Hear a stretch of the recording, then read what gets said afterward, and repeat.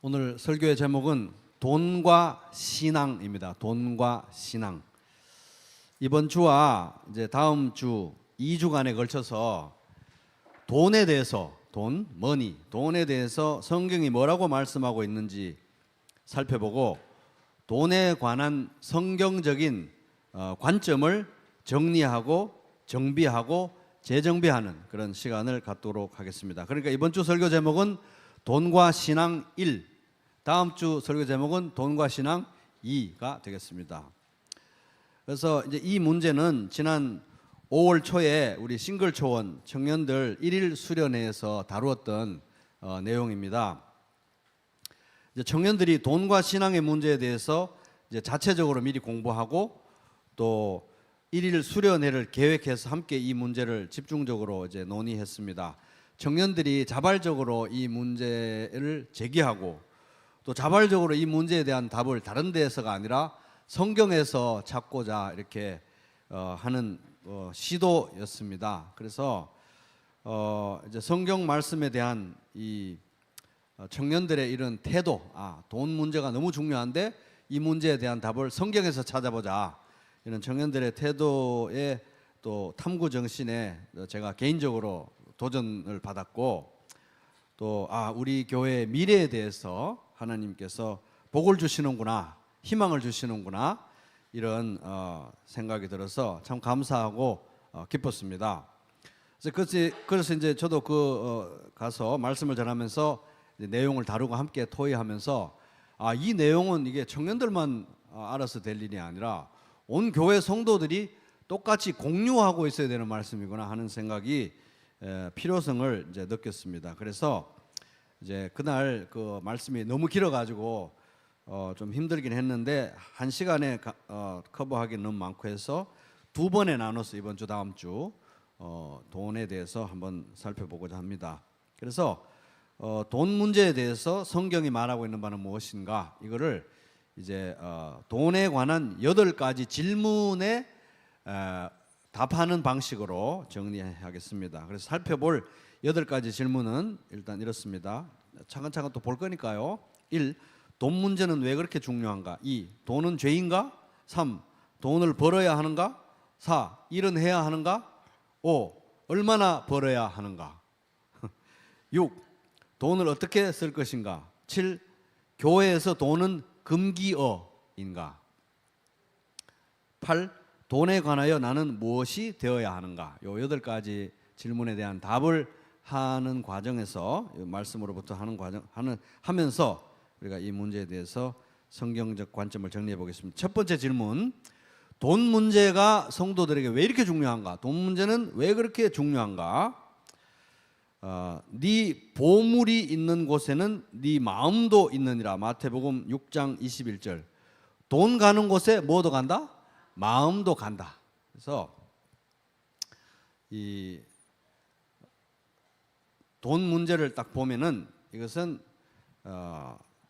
우리 성도들에게 있어서 신앙의 척도, 신앙의 지표, 이렇게 삼을 수 있습니다. 왜? 돈 가는 곳에 마음도 가기 때문에. 마틴 루터는 이렇게 말했습니다. 3가지 회심이 필요하다. 3가지가 회심하고 회개를 해야 되는데, 가슴의 회심, 정신의 회심, 3번째가 돈 지갑의 회심. 그래서 여러분의 그 지갑도 회개를 해야 된다. 지갑도. 구약의 이스라엘 백성이 이제 패망했던 가장 중요한 이유는 바로 우상 숭배였죠. 근데 그들의 우상 중에 가장 대표적인 우상이 바알이었습니다. 바알 숭배 때문에 망했다고 해도 과언이 아닌데, 바알이 뭐냐? 바로 풍요의 신인 거예요. 풍요의 신. 돈인 것입니다. 돈. 그래서 이스라엘은 요즘식으로 말하면 돈 때문에 망한 거예요, 사실은. 그래서 돈 문제가 우리 신앙에 있어서 이토록 중요한 가장 근본적인, 본질적인 이유는 뭐냐 하면, 우리는 너무나 쉽게 돈의 노예가 되는 습성을 가지고 있기 때문입니다. 까딱 하면은 금방 우리는 돈의 노예가 되는 속성과 습성이 있기 때문에. 그래서 돈은 너무나 쉽게 우리의 주인의 자리를 차지하는 특성이 있기 때문에 이 돈 문제가 이렇게 중요하다 하는 것입니다. 왜 이렇게 우리는 돈의 노예가 되기 쉬울까요? 왜 이렇게 돈은 글피담 우리의 주인 노릇을 하고 있을까요? 그것은 미래에 대한 두려움, 또 염려, 이런 것들이 시도 때도 없이 우리를 찌르기 때문에, 그렇기 때문에 우리는 걸핏하면 돈의 노예가 되는 습성이 있습니다.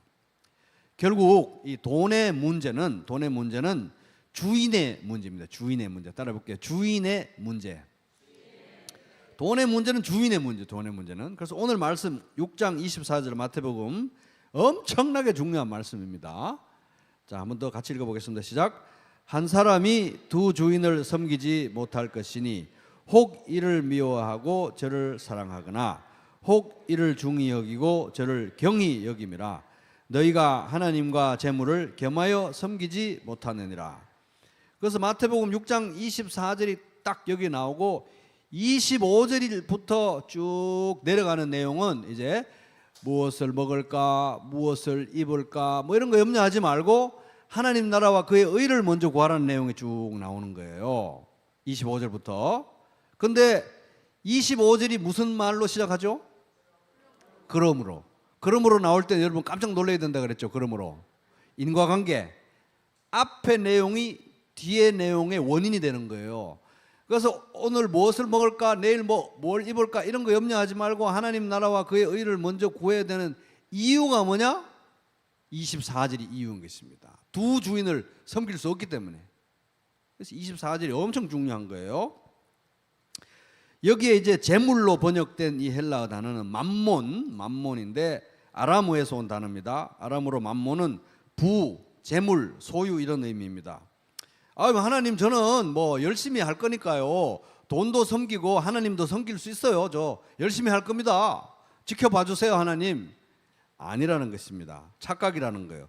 돈도 주인으로 섬기고 하나님도 주인으로 섬기는 건 애시당초 불가능한 일이고, 설사 우리가 넉넉하게 봐줘서 가능하다고 치더라도 그것을 하나님께서는 아주 가증스럽게 여기신다는 거예요. 왜? 하나님만 진짜 주인이시기 때문에. 그래서 이 돈 문제는 10계명의 제1계명과 아주 깊은 관련이 있습니다. 제1계명이 뭡니까? 너는 나 외에는 다른 신들을 너에게 두지 말라.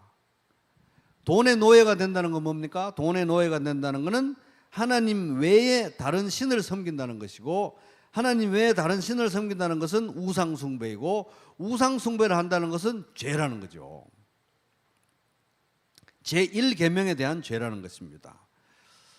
근데 참 이 아이러니한 거는 성도들에게 뭐 다양한 우상숭배 거리가 있겠지만 가장 흔한, 가장 일반적인 우상숭배, 우상의 문제가 바로 돈이라는 거예요. 돈. 나만 그런 게 아니라 다 그렇다는 겁니다. 다 옆 사람 얼굴 쳐다볼 필요는 없지만 옆에 있는 분들도 다 사실은 가장 단골 우상이 돈인 사람들이 우리가 앉아 있는 거예요. 그래서 마틴 루터가 대교리 문답에 이런 말을 썼습니다. 만몬이라는 단어는 이제 그 자체가 물질, 뭐 돈, 소유, 재물 이런 의미인데 만몬 신의 의미로도 사용된 단어입니다. 그래서 만몬은 돈과 재물의 신입니다. 이것이야말로 이 땅에서 가장 흔한 우상입니다. 마틴 루터 그 시대에도 500년 전에 그 시대에도 사람들이 만몬, 돈을 제일 단골 우상으로 섬겼던 거예요. 그러면서 루터가 계속 말합니다. 사람들이, 자기도 뭐 목회해 봤으니까 여러 사람들 관찰해 봤을 거 아니에요. 사람들이 돈이 있을 때는 얼마나 오만하고 태평하며 교만해지고, 돈이 없을 때는 얼마나 기가 죽는지 잘 보십시오. 그걸 봤다는 거예요. 그러면서 그 밑에는 뭔 내용이 나오냐면은 만몬을 섬기지 않고도, 돈을 안 섬기고도, 자기가 목회를 해보니까 돈을 안 섬기고도 만몬을 섬기지 않고도 기분 좋게 사는 사람들을 거의 못 봤기 때문입니다. 이게 현실은 그때나 지금이나 500년 전이나 지금이나 만몬을 섬기지 않고도 기분 좋게 사는 사람들 거의 못 봤다. 대부분 슬퍼하거나 불평합니다. 만몬을 안 섬기면 금단 정세가 나타나서 슬퍼하거나 괴로워하거나 불안해한다는 거예요. 이것은 우리가 무덤에 들어갈 때까지 달라붙어 있는 인간의 본성입니다. 죽을 때까지 그렇다는 것입니다. 또 신앙과 관련해서 돈 문제가 그렇게 중요한 이유는 무엇입니까? 딱 한마디로 말하면 하나님이 주인이냐 돈이 주인이냐 하는 문제이기 때문에 그래요. 돈 문제는 결국 주인의 문제이기 때문에 이렇게 우리 신앙에 있어서 중요하다. 매우 중요한 게 돈 문제다 하는 겁니다. 둘째, 돈과 관련된 둘째 질문. 돈은 죄인가? 그러면 돈이 죄인가 하는 거예요. 돈. 자, 말씀에 이런 내용이 있습니다. 들어보세요. 이제 관찰, 해석, 적용 배운 거 이제 한번 해보는 겁니다. 이제 자, 잘 들어보시고, 돈을 사랑함이 일만 악의 뿌리가 되나니 이것을 탐내는 자들은 미혹을 받아 믿음에서 떠나 많은 근심으로써 자기를 찔렀도다. 디모데전서 6장 10절. 돈을 사랑함이 일만 악의 뿌리가 되나니. 자, 이것을 보시고 이 말씀에 의하면 일만 악, 온갖 종류의 악의 뿌리가 되는 것은 둘 중에 어느 것일까요? 1번 돈, 2번 돈에 대한 사랑. 뭐라고요? 대답이 약간 돈에 대한 사랑이죠. 2번. 여기에 돈을 사랑함이 일만 악의 뿌리가 된다고 했잖아요. 돈이 죄가 아니라는 거예요. 돈을 사랑하는 게 일만 악의 뿌리가 된다는 것입니다. 말씀을 잘 관찰해야 되는 거예요. 그래서 돈을 사랑하는 것으로부터 갖가지 아주 다양한 죄악들이 발생한다. 돈 자체는 그러나 가치 중립적이라는 거예요. 가치 중립적. 돈 자체가 죄라면 여러분들 지금 당장 어떻게 하셔야 될까요? 지갑을 꺼내가지고 지폐를 확 뿌려버려야 되겠죠. 돈 자체는 죄가 아니라는 겁니다. 돈에 대한 사랑이 죄라는 거예요. 사실 돈은 하나님께서 주시는 선물이고 축복이 될 수 있습니다. 그죠? 성경에 봐도 당장 아브라함, 믿음의 조상 아브라함 상당한 부자였습니다. 재산도 많았고 가축도 많았고 심지어 종들도 많았어요. 하나님께서 복을 주셔서 큰 부자가 되게 할 수 있는 것입니다. 주님께서 나의 주인에게 아브라함에게 크게 복을 주셔서 주인은 아브라함은 큰 부자가 되었습니다. 하나님께서는 우리 주인에게 아브라함에게 양떼와 소떼, 은과 금, 남종과 여종, 낙타와 나귀를 주셨습니다. 창세기 24장 35절. 그래서 하나님께서 복을 주셔서 부자가 되게 할 수 있다는 겁니다. 근데 문제는 선물을 주신 하나님을 사랑하는 게 아니라 뭘 사랑한다? 선물을 사랑하는 거예요. 선물. 그래서 사랑하는 사람이 생일 선물을 준 거예요. 근데 생일 선물에 확 꽂혀버려 가지고 그 사랑하는 사람을 잊어버리고 생일 선물로 받은 그 선물만 사랑하는 거예요. 그걸 네 글자로 하면 우상숭배라는 것입니다. 그게 우상숭배. 네 글자로 하면. 그래서 돈 자체는 문제가 없어요. 돈 자체는 가치 중립적인 것입니다. 문제는 돈이 우상이 되는 경우, 돈이 신이 되는 경우, 또 돈을 사랑하는 경우, 알코올을 사랑하면 어떻게 되죠? 중독이 되는 거예요. 쾌락을 사랑하면 성중독, 게임 중독, 도박 중독, 기타 등등 중독이 되는 거죠. 돈도 마찬가지라는 겁니다. 돈에 대한 사랑이 문제라는 거예요. 또 돈의 노예가 되는 게 문제라는 겁니다. 근데 참 신기한 거는, 정말 신기한 거는, 너무 아이러니한 거는 교회 너무 열심히 다니고 맨날 주여 하나님 주여 이러는 사람들 중에서 하나님보다 돈을 사랑하는 사람들이 엄청 많다는 거예요. 그 가장 전형적인 예가 매우 종교적인 모습으로 보이는데 하나님보다 돈을 사랑하는 전형적인 예가 바리새인들. 아까 그 오늘 우리 본문의 말씀 마태복음 6장 24절하고 아주 유사한 말씀이 누가복음에도 나오는데요. 누가복음 보면 이런 말씀이 나옵니다. 한 종이 두 주인을 섬기지 못한다. 그가 한쪽을 미워하고 다른 쪽을 사랑하거나 한쪽을 떠받들고 다른 쪽을 업신여길 것이다. 너희는 하나님과 재물, 돈을 함께 섬길 수 없다. 이렇게 예수님 말씀하셨어요. 그러니까 바리새인들이 뭐라고 대답했는지 한번 보세요. 돈을 좋아하는 바리새파 사람들이 이 모든 말씀을 듣고 나서 예수를 비웃었다. 아이고, 돈이나 좀 벌어보고 얘기를 하셔야지. 그 돈도 안 벌어보신 양반이 돈에 대해서 뭘 그렇게 얘기를 하십니까? 혹시 오늘 박 목사 뭐 돈도 안 벌어보고 나서 저런 얘기 한다고 그런 생각 하시는 거 아니죠? 제가 오늘 돈 버는 방법을 얘기하는 거 아니에요. 돈에 대해서 성경이 뭐라고 말씀하는지 얘기하는 거지, 돈 버는 방법을 얘기하는 게 아니니까. 근데 그 사람들이 비웃었다는 거예요. 돈을 좀 벌어보거나 얘기하지, 돈이 얼마나 귀한지 아직 모르시는것만 젊어서, 이렇게 생각했다는 거예요, 바리새인들이. 누가복음 16장 13절 14절. 돈을 사랑하는 것에서 파생되는 또 하나의 중대한 죄가 있는데, 그게 뭐냐 하면 빨리 부자가 되려고 하는 것입니다. 빨리 부자가 되려, 속히 부자가 되려고 하는 것이죠. 돈 벼락을 맞으려고 하는 게 이제 죄라는 것입니다. 신실한 사람은 많은 복을 받지만 속히 부자가 되려는 사람은 벌을 면하지 못한다. 잠언 28장 20절. 성경 이런 말도 있었나 싶죠. 자, 다시 한번 읽겠습니다. 신실한 사람은 많은 복을 받지만 속히 부자가 되려는 사람은 벌을 면하지 못한다. 여기 이제 대조되는 것은, 잘 들어보세요. 대조되는 것은 신실한 사람과 부자가 반대로 대조되는 게 아니에요. 신실한 사람 중에 부자가 될 수 있습니다. 그죠? 신실한 사람과 부자가 대조가 되는 게 아니라, 신실한 사람과 누가 대조되냐 하면 빨리 부자가 되려고 하는 사람이 대조가 되는 거예요. 신실한 사람의 반대말, 빨리 부자가 되려고 하는 사람이 반대말이라는 겁니다. 신실한 사람은 물론 하나님 복을 주셔서 부자가 될 수 있죠. 예를 들어서 아브라함 같이. 그런데 그럼에도 불구하고 빨리 복을 부자가 되려고 하고 속히 부자가 되려고 하는 것은 죄다. 그러나 부자가 되었다는 사실 자체가 죄는 아닌 거예요, 아브라함처럼.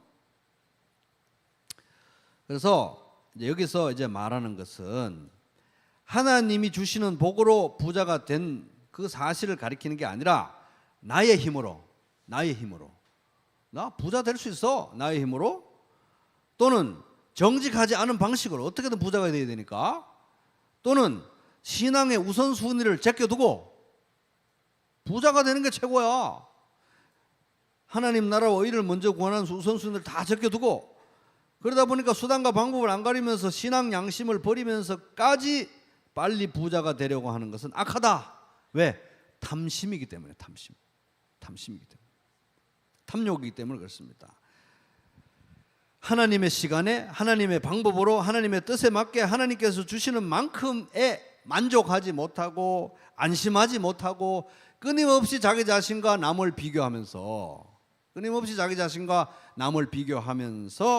욕심을 부릴 때, 그것이 탐심이고, 성경은 탐심을 우상 숭배라고 말하고 있기 때문입니다. 또 잠언에 이런 말씀이 있습니다. 그럼 내가 속히 빨리 부자가 되려고 애만 안 쓰면 되겠네, 이렇게 하시는 분들을 위해서 이런 말씀이 있어요. 이건 속기가 없습니다. 속기가. 부자가 되려고 애쓰지 말고 그런 생각을 끊어버릴 슬기를 가져라. 잠언 23장 4절. 부자가 되기를 애쓰지 말고 그런 생각을 없애버릴 지혜를 가져라. 그러니까 부자가 여기 되려고 애쓴다는 것은 돈 자체가 목적이 된 인생을 말하는 거예요. 돈 자체가 목적이 된 인생을 말합니다. 그래서 여기 부자가 되려고 애쓰지 말라, 이 얘기가 아니 뻔하게 연봉을 더 준다는 거예요. 옆에 있는 회사가 연봉 협상이 지금 가능한데 성경에 부자가 되려고 애쓰지 말래요 이러면서 이직을 거부하거나 이런 얘기를 하는 게 아닌 것입니다. 여기. 아니면 사업을 하는데 너무 이윤이 안 남아가지고 이건 도저히 이 장사는 안 되겠다, 수익이 더 남는 장사로 이렇게 갈아탈 수 있는 거잖아요. 근데 부자가 되려고 애쓰지 말라고 성경에 나오니까 나는 그냥 여기서 계속 빚지고 살래요, 이런 말이 아니라는 거예요. 부자가 되려고 애쓴다는 것은 돈 자체가 목적이 된 인생을 말하는 것입니다. 또 이 말씀을 오용을 해서, 악용을 남용을 해서 어떤 고용주, 직원 데리고 일하는 그 사업하는 고용주가 하필이면 교회 장로예요. 또 그 사람이 직원들 임금 임금 인상 안 시켜주려고 그 직원들한테 하는 말이 그게 그 성경에 부자가 되려고 애쓰지 말라고 했는데 그렇게 돈을 밝히나 이 사람이 일이나 열심히 하지. 이런 거를 합리화시켜주기 위한 말씀도 아니라는 것입니다. 부자가 되려고 애쓴다는 것은 돈 자체가 목적이 된 인생을 말하는 거예요. 돈 자체가 목적이 되어서 부자가 되려고 애쓰면 애쓰는 인생이 그 결말이 어떻게 되는가? 부자가 되려고 애쓰고 돈 자체가 목적이 됐을 경우에 인생이 어떻게 펼쳐지는지에 대해서 디모데전서에 아주 적나라하게 나와 있습니다. 읽어보겠습니다. 그러나 부자가 되기를 원하는 사람은 유혹과 올무와 여러 가지 어리석고도 해로운 욕심에 떨어집니다. 빠진다는 거예요. 이런 것들은 사람을 파멸과 멸망에 빠뜨립니다. 자, 부자가 돈을 사랑하고 속히 부자가 되려 하고 부자가 되려고 애를 쓰고 부자가 되는 것이 인생의 목적이 되면은 여기 말씀대로 하면 디모데전서 6장 10절 말씀대로 하면은 딱 뭐하고 반대가 되냐 하면은 우리를 시험에 들게 하지 마시옵고 예수님이 주기도문에서 가르쳤잖아요. 매일 기도하라고 우리를 시험에 들게 하지 마시옵고 이렇게 맨날 기도하라고 가르쳤는데 딱 그 반대가 되는 거예요. 왜? 부자가 되기를 원하는 사람은 유혹과 올무와 여러 가지 어리석고도 해로운 욕심에 떨어집니다. 이것은 사람을 파멸과 멸망에 빠뜨리니까요. 하나님 제가 부자 되게 해주세요. 예수 믿었으니까 부자 되게 해주세요. 부자 되게 해주세요. 주여. 이렇게 기도하는 거는 뭐하고 똑같느냐 하면은 하나님 저를 시험에 들게 해주시고 온갖 유혹과 올무와 여러 가지 어리석고 해로운 욕심에 빠져들게 하여 주시옵소서. 이거하고 똑같은 거예요. 부자가 되면 뭐합니까? 하나님과 이렇게 멀어지는데 말이에요. 그래서 예수님께서 이렇게 말씀하셨습니다. 예수님이 직접 하신 말씀이에요. 그리고 사람들에게 말씀하셨다. 너희는 조심하여 온갖 탐욕을 멀리하여라. 재산이 차고 넘치더라도 사람의 생명은 거기에 달려 있지 않다.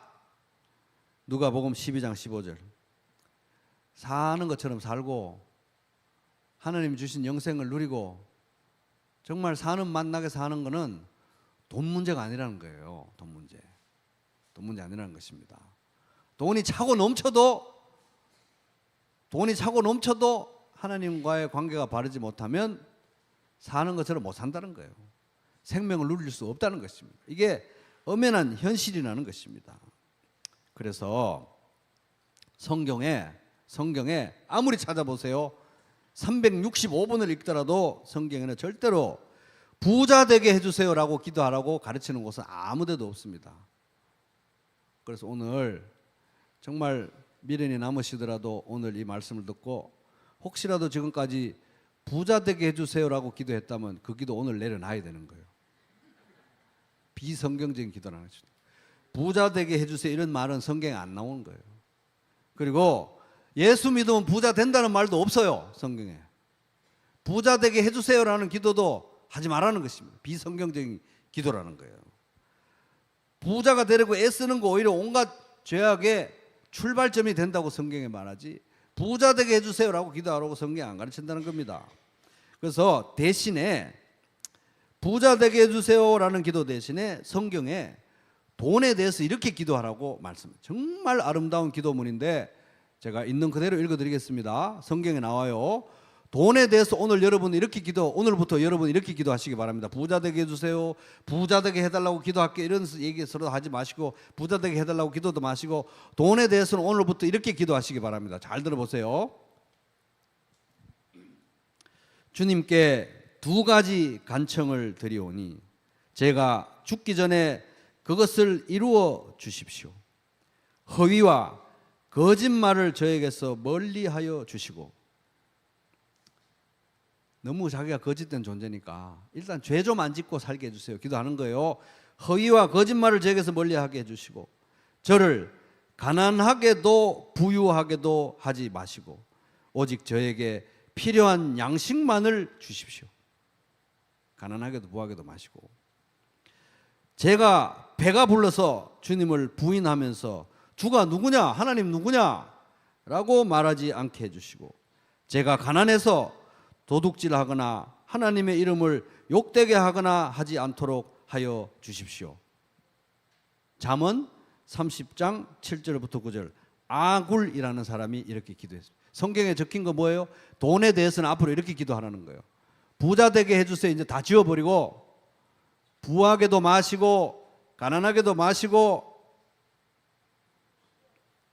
오직 필요한 양식을 주시고 하나님 나라와 그의 의를 위해, 하나님의 영광을 위해 살게 해주세요. 이렇게 여러분 기도하시기 바랍니다. 부하게도 마시고, 이 말이 마음에 걸립니까?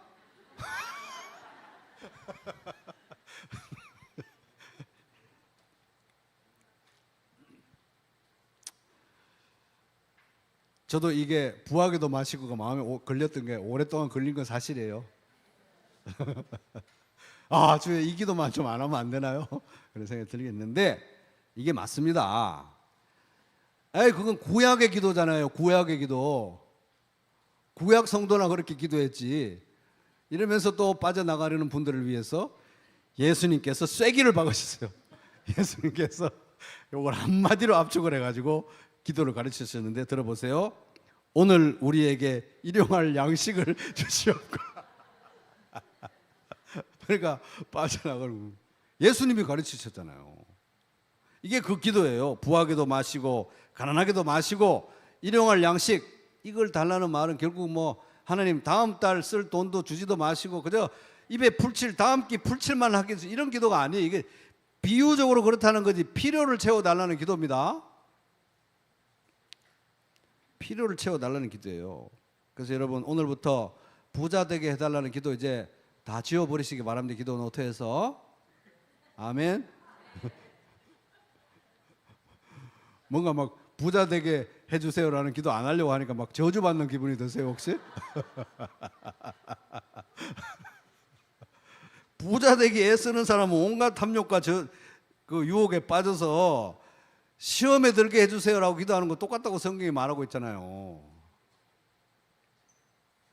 그렇게 기도하시기 바랍니다.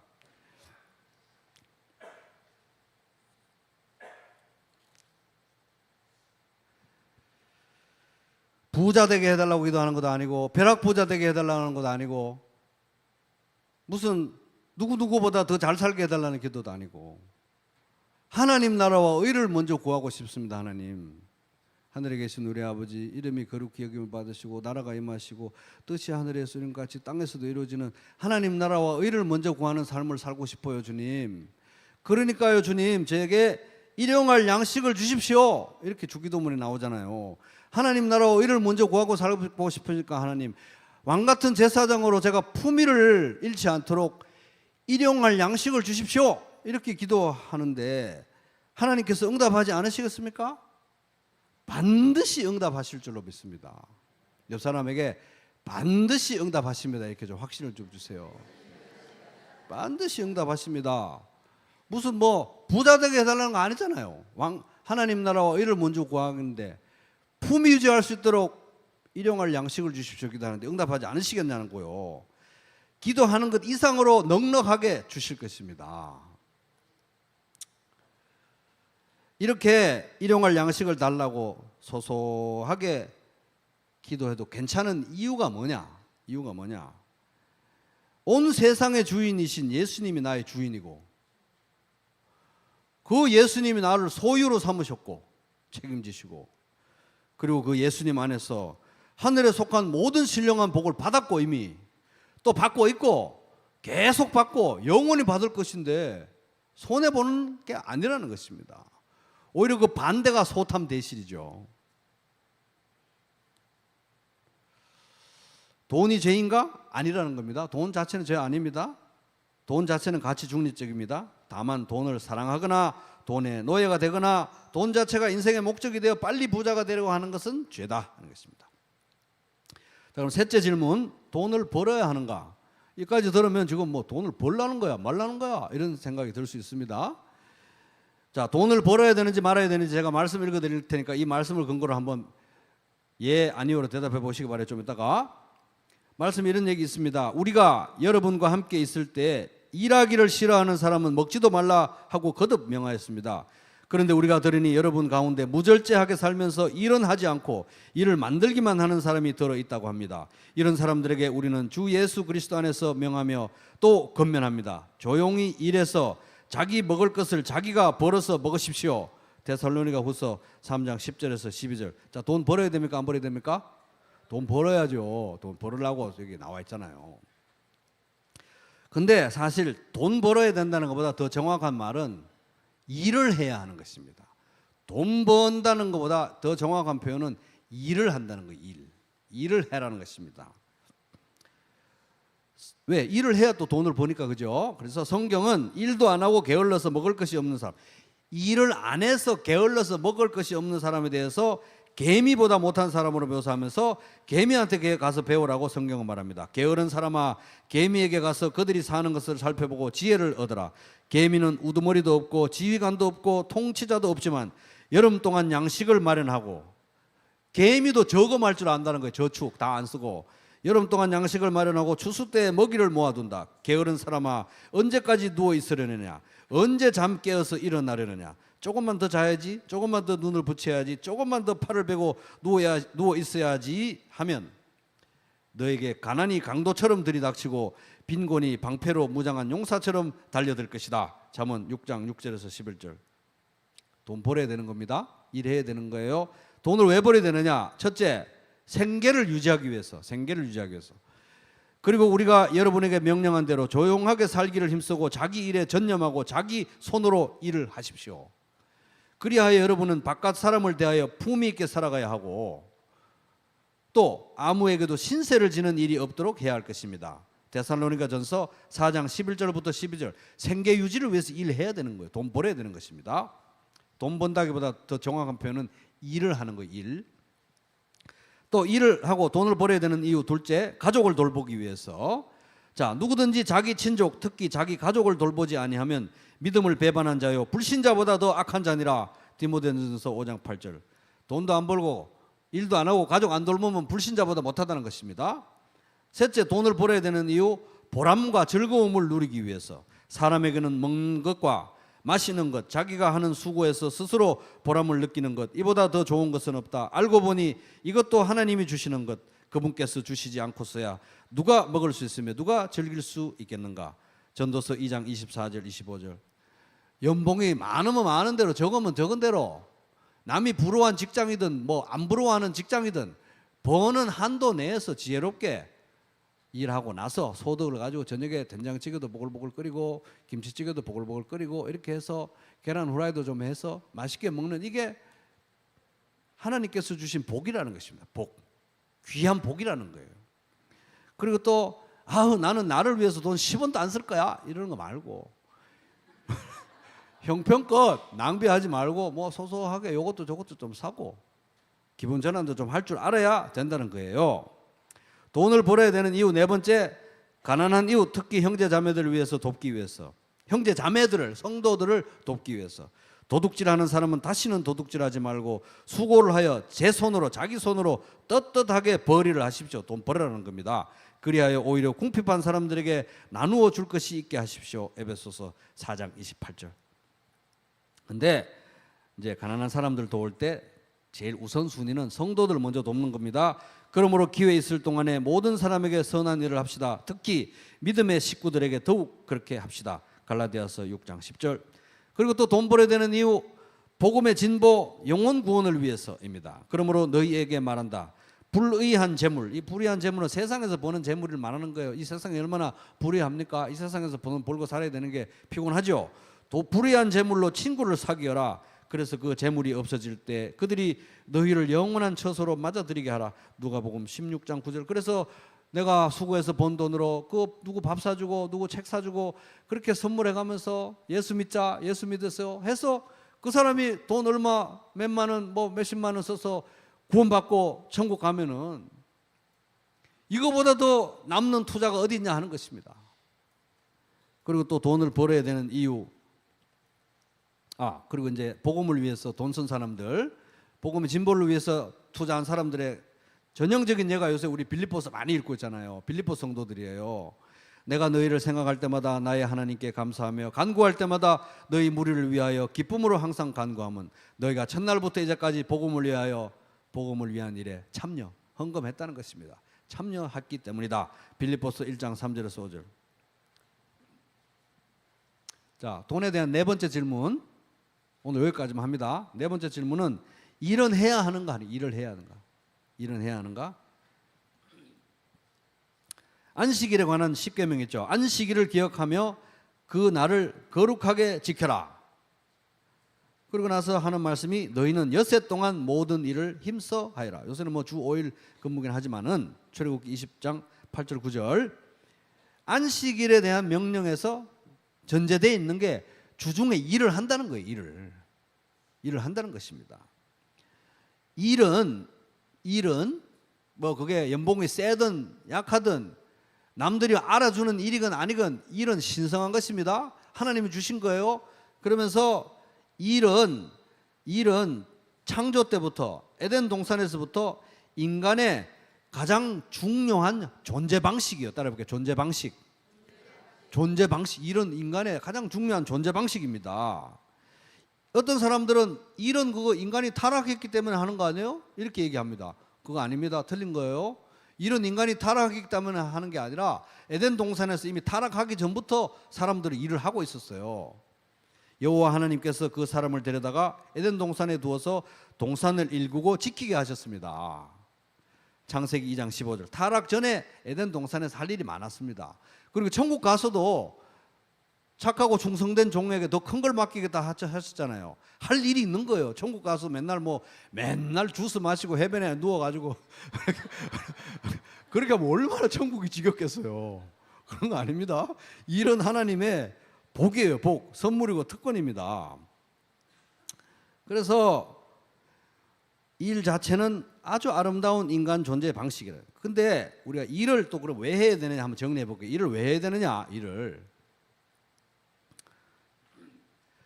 방선기 목사님이라고 계신데요. 이분은 직장 사역에 평생 헌신하신 훌륭하신 분입니다. 이분이 직장인들 상대로 사역을 많이 하시는데 일을 왜 해야 되느냐? 이걸 3M, 세 가지 M자로 요약해서 3M으로 요약해서 M이 세 개라는 겁니다. M.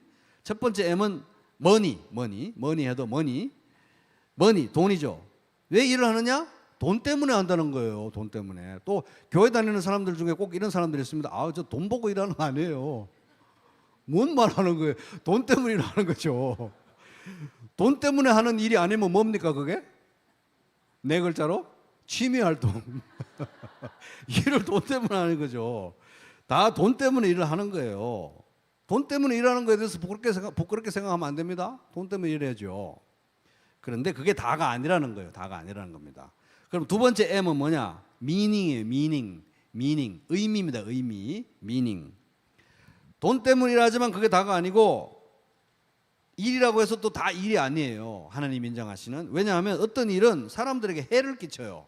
예를 들어서 마약 제조 유통에 관련해서 일을 한다든지 폭력 조직의 구성원으로 일하든지 나도 일합니다. 아니라는 것입니다. 남들에게 해를 끼치기 때문에 의미가 없기 때문에 그럼 우리는 어떤 의미를 일 가운데 찾아야 되느냐? 그런즉 너희가 먹든지 마시든지 무엇을 하든지 다 하나님의 영광을 위하여 하라. 하나님의 영광을 위해서 하는 게 일 가운데 우리가 찾아야 될 의미라는 거예요. 그리고 또 다른 의미는 뭡니까? 다른 사람에게 유익을 끼치는 겁니다. 유익. 그래서 사람들을 해롭게 하는 일을 하면 안 된다는 거예요. 그런 일들은 돈 아무리 많이 줘도 그만둬야 되는 거예요. 사람들 해롭게 하는 일은. 돈만 목적이면 뭡니까? 돈만 목적이면? 그래서 아까 제가 돈 벌어야 되느냐 말아야 되느냐 이거보다 더 정확한 질문 일을 해야 되느냐 말아야 된다고 했잖아요. 돈만 목적이면 불법을 하든 뇌물을 받든 어떻게 사기를 치든 아니면 뭐 사람을 죽이든 이래가지고 돈 벌어서 헌금만 하면 돼요. 11조만. 불우이웃 돕기만 하면 되는 거예요. 돈 벌어가지고. 그게 아니라는 것입니다. 불의를 행하는 사람은 자기가 행한 불의의 대가를 받을 것입니다. 거기에는 차별이 없습니다. 골로새서 3장 25절. 일이라고 다 일이 아니라는 것입니다. 의미가 있어야 돼요. 의미. 하나님께 영광이 되고 사람들에게 해를 끼치면 안 되는 거예요. 세 번째 M, 미션. 사명입니다. 사명. 일 자체가 하나님이 주신 사명이라는 거예요. 사명. 옆 사람에게 한번 얘기해 봅시다. 축복하는 마음으로. 당신의 일은 하나님이 주신 사명입니다. 그래서 시장에서 그 도라지 까는 거 할머니 30년 동안 도라지를 까서 눈 감고도 착착 사등분해서 쭉쭉 찍는 이런 생활에 단위에 나오는 그런 분도 다 사명이에요. 사명. 목사만 사명, 선교사만 사명이 아니고 모든 일은 다 사명인 것입니다. 모든 일은 다 사명인 거예요. 소명이라는 거, 사명이고 소명. 왜? 하나님은 우리의 일터에서 그게 뭐 도라지를 까는 일이든 콩나물을 다듬는 일, 뭔 일이든지 간에 어떤 일이든 간에 바로 거기에서 하나님께서는 영광과 예배를 받으시기 원한다는 거예요. 바로 거기에서 하나님은 그 일터에서 그 시장통에 도라지 까는 그 할머니, 그 주변에서 하나님은 자기 자신을 나타내기를 원했어요. 자기 자신을 현하시기를 원하고 자기 자신의 임재와 영광을 드러내시기를 원하는데 바로 누구를 위해서? 도라지 까는 그 권사님을 통해서 하시기를 원한다 이거예요. 그래서 우리는 일터에서 하나님께 영광을 돌려야 되고 세상의 빛과 소금이 되어야 되는데 그런 면에서 생각할 때 우리는 하나님의 임재와 영광의 통로가 된다. 무슨 일을 하든지 간에 연봉에 관계없이 남이 알아주든 안 알아주든 어떤 일이든 가사 일이든 무슨 일이든 그러므로 우리는 일할 때 사람에게만 잘 보임이 된다는 식으로 눈가림으로 부정직하게 또는 불성실하게 월급만 타면 되지 지정만 안 받으면 되지 이러면 안 된다는 것입니다. 일터에서 일하면서 우리는 예수 그리스도를 섬긴다는 마음으로 사람이 보든 안 보든 간에 창의적으로 내일 하듯이 창의적으로 성실하게 일을 해야 되는 것입니다. 그렇다고 또 너무 과하게 해가지고 막 과로로 탈진하고 이러지는 말고요. 정도껏 해야지 사람이 정도껏 해야 되죠. 자, 이러한 것에 대해서 성경이 이렇게 말합니다. 종으로 있는 여러분 모든 일에 육신의 주인에게 복종하십시오. 사람을 기쁘게 하는 자들처럼 눈가림으로 하지 말고 주님을 두려워하면 하나님을 예수님을 두려워하면서 성실한 마음으로 하십시오. 무슨 일을 하든지 사람에게 하듯이 하지 말고 주님께 하듯이 진심으로 하십시오. 진심으로 하십시오. 여러분은 주님께 유산을 상속으로 받는다는 사실을 기억하십시오. 이 충격적인 말씀입니다. 여러분은 주님께 주님께 유산을 상속으로 받는다는 사실을 기억하십시오. 이건 뭡니까? 목사만, 선교사만 자기 한 일에 대해서 칭찬 듣고 유산을 상속으로 받는 게 아니고요. 여러분들이 무슨 일을 회사에서 무슨 일을 하시든 간에 집에서 무슨 일을 하시든지 간에 시장 통해서 도라지를 까든 뭘 하시든 간에 그것을 하나님께 하듯이 주님께 하듯이 하고 빛과 소금이 되기 위해서 하고 하나님의 영광을 위해서 하고 진심으로 한다면 그 일에 대해서 그것이 소명이기 때문에 상을 받는다는 거예요. 정말 놀랍죠, 그죠? 그 일에 대해서. 그래서 하루의 대부분의 시간을 보내는데 일을 한다고. 내 삶은 퇴근 때부터 시작이야. 지겨워 아주. 퇴근 때부터 내 진짜 인생이 시작이야. 그러면 안 된다는 거예요. 대부분을 그렇게 아무 의미 없이 낭비하고 퇴근 후부터 인생의 의미가 시작되면 얼마나 바쁘고 조금만 건드리면 짜증나지 않겠어요? 퇴근 뒤에? 대부분의 시간을 주님께 한다는 식으로 해야 되는 것입니다.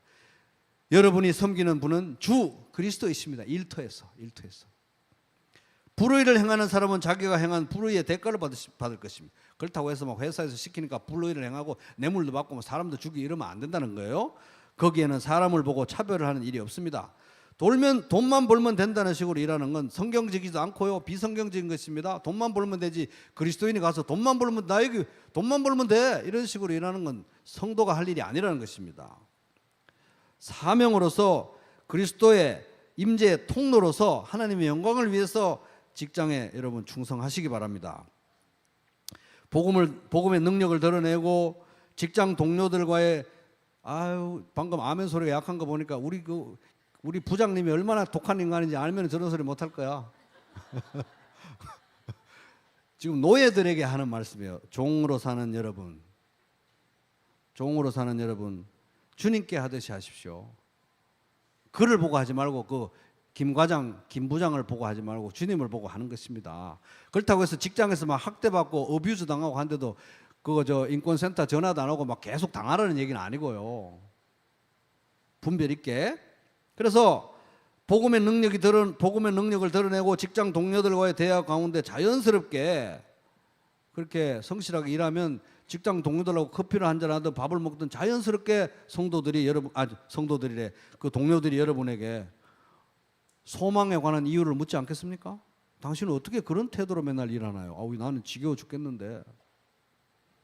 그럴 때 여러분은 훅 복음을 들이미는 거예요. 우리 교회 뭐가 있습니까? 복음 전도 소책자? 제목이 뭐죠?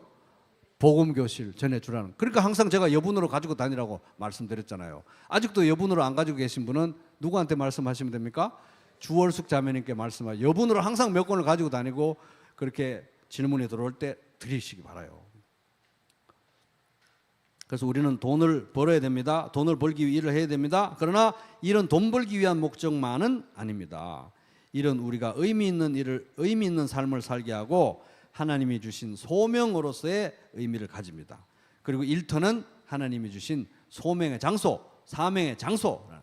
우리 교회가 제 부르심의 장소이듯이 여러분의 일터가 여러분의 소명의 장소인 것입니다. 그러므로 여러분 기도해야 합니다. 하나님, 제가 하루의 대부분을 거기서 보내지 않습니까? 하루의 대부분을 시간을 보내는 그 일터에서 제가 의미를 찾고 빛과 소금으로 살 수 있도록 사명을 감당하게 하여 주시옵소서.